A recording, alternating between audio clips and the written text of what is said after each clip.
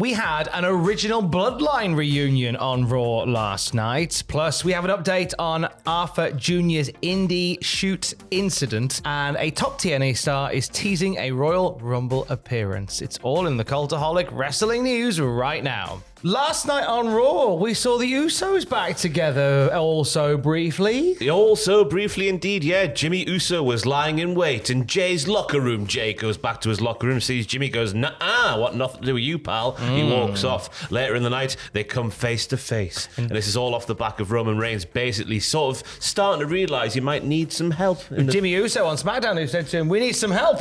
Yeah. And Roman's like, I agree with that statement. Because initially Roman was like, no yeet on SmackDown. Then Jimmy was like, well, wait there. We've just got our asses handed to us again. What's going on here, pal?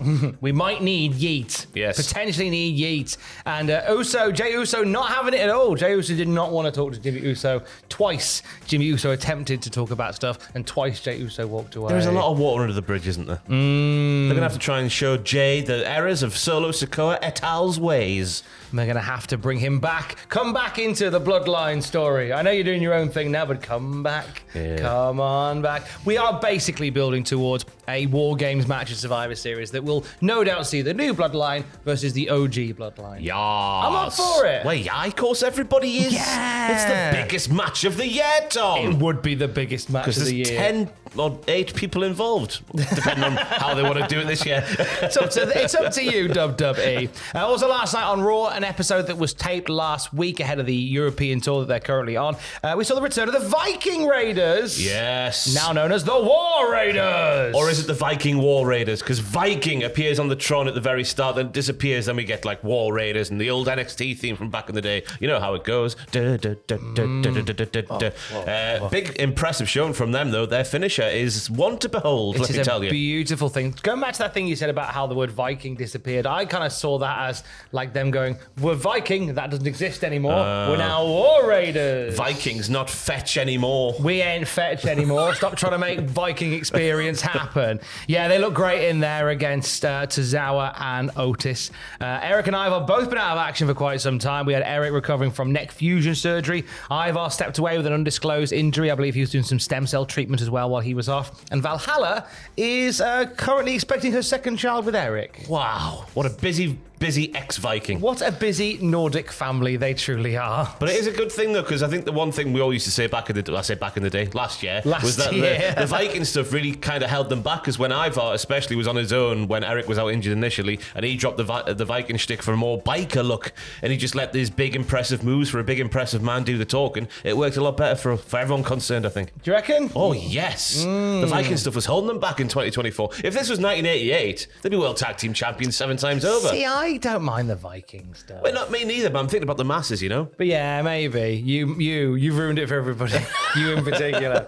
Just a few things from Raw last night. Obviously, as we say, it was taped last week because they're on the UK tour. They're in Newcastle tonight. They're over there later. Have a little pint of Brunel if you fancy Tiffany Stratton.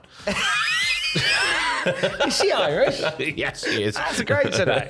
If you're going along, have a lovely time. Yes. Now, we have an update on a story that we reported yesterday regarding Afa Jr. It was at an Outlaw Wrestling event over the weekend where Afa Jr. had a match with an unnamed young wrestling talent and clattered him, essentially. A really hard slap across the face, some kicks as well as he went down. The match was thrown out. A source close to the event reached out to us at Cultaholic to say that the beating was as real as it looked, with the young talent suffering bruising to the face and the stomach as a result. Now, here's the thing. Outlaw Wrestling's socials have been very quiet since August. So we've not seen anything on their Facebook page or on their Twitter, but they did reach out in the comment section of the YouTube video that we shared yesterday with a statement. And they said, you guys don't need to go to an unnamed source. You can reach out directly. This was not a shoot. It was a squash match. Afa did his job. The person he wrestled was not injured and could have worked the very next day if he was booked somewhere, which is the goal of what we do. Now, they go on to say he was hit hard in safe places. He was bleeding inside of his lip from biting it. There were no broken bones, no concussions, no broken orbitals, noses, etc. Any bruise on his side would be the same that would occur from a wrestler getting chopped. There's automatically a flaw in that statement because you rarely see wrestlers with bruises after taking a standard chop, unless they're facing Gunter. I mean, obviously you see some wrestlers who have all the welts all over their chest where they've been... Not a big bruise like that though, Tom. They go on to they conclude by saying the bottom line is Afa made a statement believable and did his job establishing himself as a monster heel.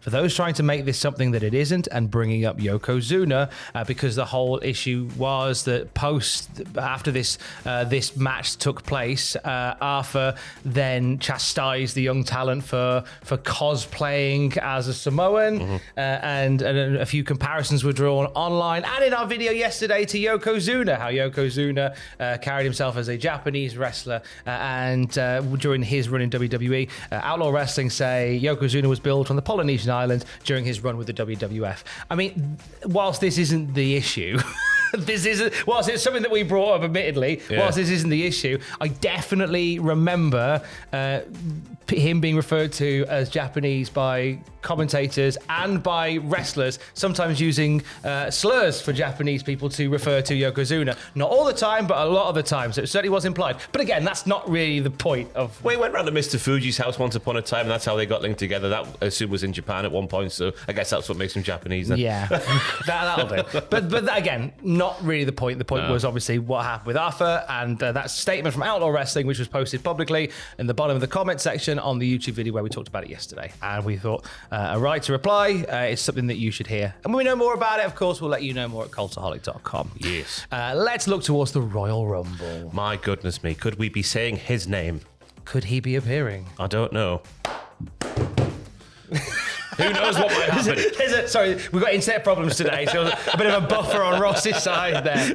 If you believe in Joe Hendry, then you believe in the tweet conversation that went out yesterday. So yeah, there was a tweet from somebody who's basically said, wow, isn't it amazing how quickly Joe Hendry has fallen off, as the kids like to say, and Hendry was basically like, whoa, whoa, whoa, whoa, whoa. You come back in 4 months and see how badly your tweet has aged, young boy. Yeah. Young person, sorry. I don't know if it was a boy. He just said, amazing how badly this tweet will age in 4 months, which takes us to February, which is when this year we're having the Royal Rumble. Very interesting tweet. Would he spoil his own Rumble appearance via a tweet? I don't think he'd spoil it, but I think Joe Hendry's the sort of guy that would certainly manifest it. From what I know of him, he's a big believer in manifestation, as am I, and I think that it's clearly worked wonders for him because he's done some amazing things in this year. This has very much been the year of Joe Hendry. In all fairness, we are all expecting it, I think, those who've especially watched NXT and how he was presented there for the fleeting time, the month he was there, a month or more.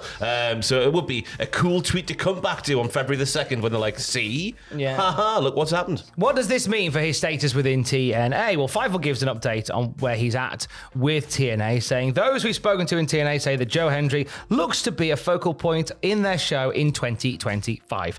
Despite the buzz and the attention going towards Hendry and the Royal Rumble today, TNA sources also claim that Hendry's contract with the company runs until late 2025. I'm putting my tinfoil hat on. TNA is owned by the WWE in some form or fashion. Your Jordan Graces, your Zachary Vents. I don't know why I put a V on the side. Zachary Wentz. I don't know why you pronounced him that way. Your Joe Hendrys of the world. Other people as well. They're getting used in a certain way that's sort of hinting towards the time when their deal comes up. They'll just be shipped over to NXT and use their full time. Well, it's one of them where I don't think that Joe Hendry teasing a Royal Rumble appearance essentially means that he's wrapping up with TNA. I think because obviously we've got this working relationship with TNA, which as Ross has said, they're definitely owned by the... And that is the opinion of Ross Tweddle and not Cultaholic Wrestling Limited. But so there is that idea that there's a working relationship, so I don't think it changes that working relationship should he turn up in the Rumble. Yeah, and it's also an interesting time because Hendry's in the title picture in TNA, isn't he? Not to forget about that, of course. I quite like the idea of the TNA World Champion entering the Royal Rumble. Yeah, it just makes sense, doesn't it? It writes itself. We saw it with Mickie James with the Knockouts title, didn't we? There's precedent there. And Jordan Grace as TNA Knockouts World Champion. She entered the Rumble with the belt as well. Why not have TNA's Joe Hendry enter as the TNA Men's World Champion in the Rumble next year? Pop would be biblical.